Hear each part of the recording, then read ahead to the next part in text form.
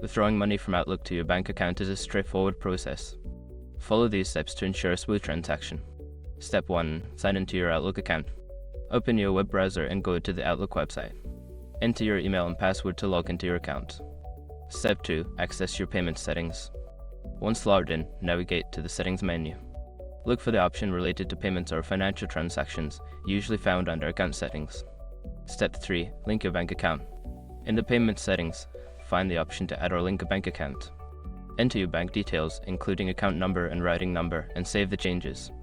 Step 4. Initiate a withdrawal. After linking your bank account, go back to the payment settings. Look for the option to withdraw funds. Enter the amount you wish to withdraw and confirm the transaction. Step 5. Confirm and wait for processing. Review the withdrawal details and confirm the transaction. It may take a few business days for the funds to appear in your bank account, so be patient during this process. Once you have completed these steps, you should successfully withdraw money from your Outlook account to your bank account.